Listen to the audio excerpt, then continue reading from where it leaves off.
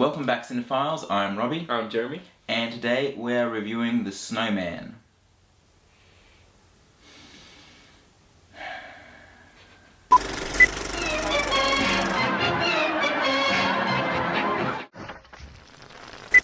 Hear the music.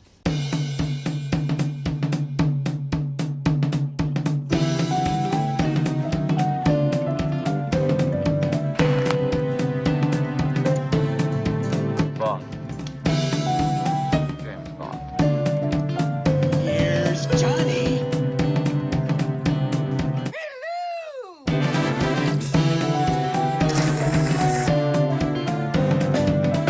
Chewie, we're home.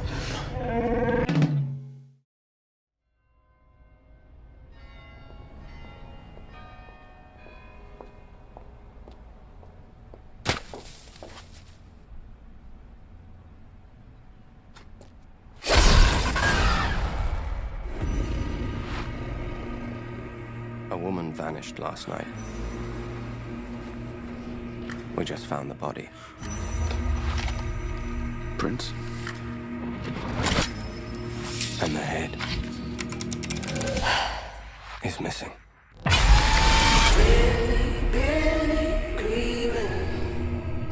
He calls himself the Snowman Killer. He's completely insane. The Snowman was directed by Thomas Alfredson and it stars Michael Fassbender and Rebecca Ferguson. Yep. Plot revolves pretty much around a serial killer in Oslo, in Norway, and he basically kills women who have an unstable family every time it snows. When the first snow falls. That's what sets him off, yeah. And that's it. That's literally the plot. Yeah. And then Michael Fassbender, who's like a renowned detective. Just like to point it out, one of my favourite actors playing pretty much one of my favourite movie roles of all time. So I thought going into this it was going to be awesome. The movie itself, disappointing. Yeah. When I saw the trailers, I was very, very excited because I got a very kind of like Seven and Zodiac vibe from it, which are two of my favourite, they probably are my two favourite serial killer films. I was like, oh, awesome, it's that in the snow pretty much. It's not that at all. This movie is a mess. Yeah. It's so hard to make sense of this film. The director himself has confessed that 10 to 15% of the script was never even shot. So they were trying to edit around plot moments that weren't even filmed. Yeah. How would you make a movie out of that? Before we go on, like we've already said this movie, we've obviously established this movie's bad. The talent behind it, we got Thomas Alfredson, he directed Tinker Tailor Soldier Spy. You got Martin Scorsese as executive producer. One of the co-writers is the writer of Drive with Ryan Gosling. You got Michael Fassbender, Rebecca Ferguson.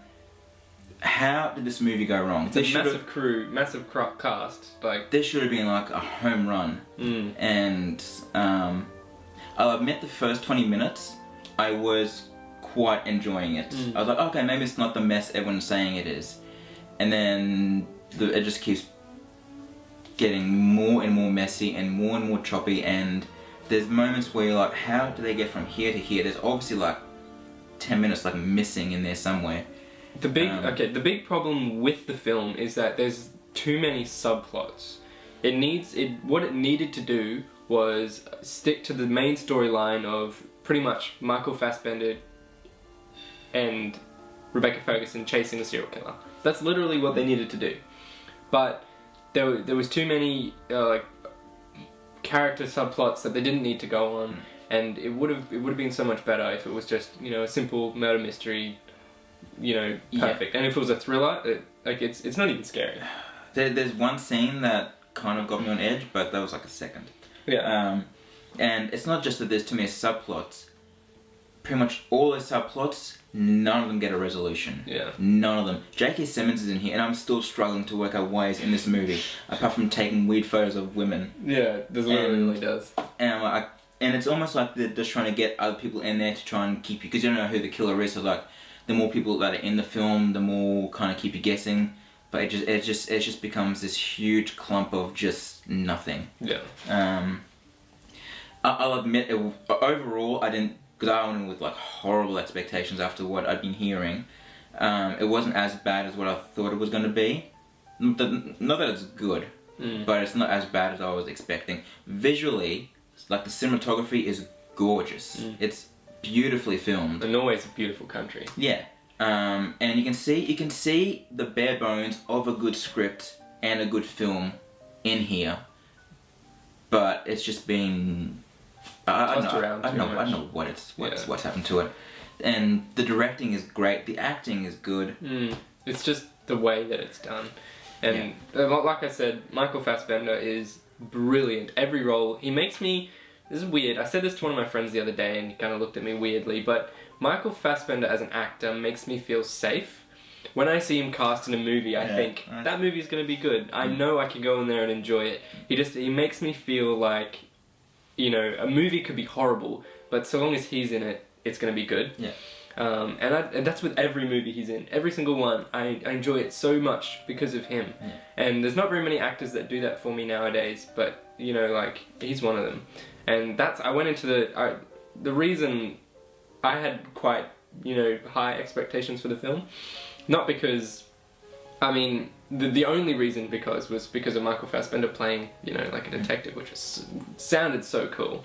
And the reviews that I had heard before going in were that it wasn't too good, but I hadn't heard any that were, you know, this movie is horrible. Yeah, see, I'd heard only scathing reviews, so I had like expectations, like 0% expectations, which might be why I still had some enjoyment with it. And Rebecca Ferguson, she's quickly becoming an actress that I'm really looking out for. Like, I think she's excellent, and thank God that she's in this and Michael Fassbender in this, because there's nothing else much to keep you going. When it reveals the killer, it's so out of the blue almost. So like, did they ever really lead up to that? It's just, and just the whole motive. The motive behind the killing, it's not clear. Because even the people who die, they're not all women. So I'm like, there's no consistency, and it's obviously explained in the book. I'm sure it is, because the book I think it's a bestseller. Yeah. But it's obviously not translated to the screen, because, you know, you're told he's killing a certain type of victim. So then why is he killing 3 other people who have nothing at all to do with what's going on? There's one person who dies, and that makes sense because you realise they may be getting a bit too close to something. But apart from that, you know, why did this person die? That he had no connection to the film at all up to that point. He's a stupid serial killer. That's what he is. Yeah. He doesn't know what he's doing, and I mean, not that I'm an expert on killing or anything. I hope not.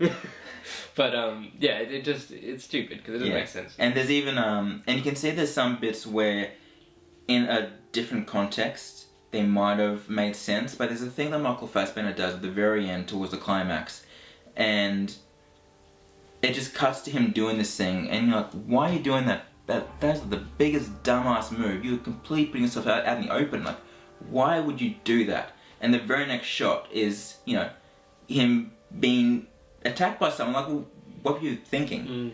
Of course it's going to happen. Val Kilmer, his scenes were weird. Weird dubbing. I don't know what was with that. I'm pretty sure he's been very unhealthy, so... There was a production, like, there was some explanation behind it why it was weird. I think they cut a lot of his dialogue because of it as well. And you could kind of... It was almost obvious they were trying to edit around his dialogue and his acting. Very, very obvious. Which made it very awkward too to watch, because I'm like, if he's that unhealthy, you know, all my best regards to Val Kilmer, but why put him in this movie if he's that unhealthy?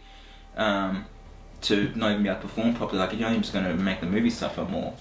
And perhaps they thought it was beneficial to the character, but for whatever reason it was. But it doesn't come across like that. It just comes across as just awkward editing. And the opening scene is good, but then when you put in context of everything else, there's a thing that happens in the opening scene which doesn't quite make sense. But it's the opening scene, and there's often things like that, and you're like, okay, they'll explain it later on. Doesn't. I'm still confused by this movie. I still have no idea, like, what the actual plot was. Yeah. I don't know. Yeah, I don't even know. Yeah. Do you have anything else to say? Not really. No. Yeah. Star rating? I give it 2 stars. I give it 1 star because I didn't like it, but I give it an extra star because of Michael Fassbender and Rebecca Ferguson. But that's it.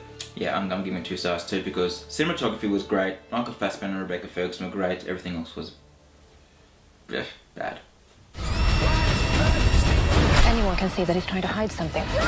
You can't force the pieces to fit. You could have saved them. No? Gave you all the clues.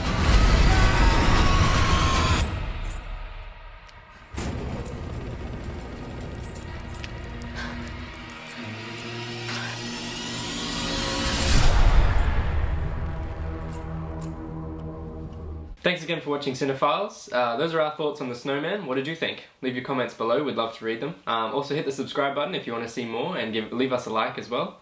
Head over to our Facebook page as well, leave us a like there. But for now, I'm Jeremy. And I'm Robbie. And we'll see you at the movies.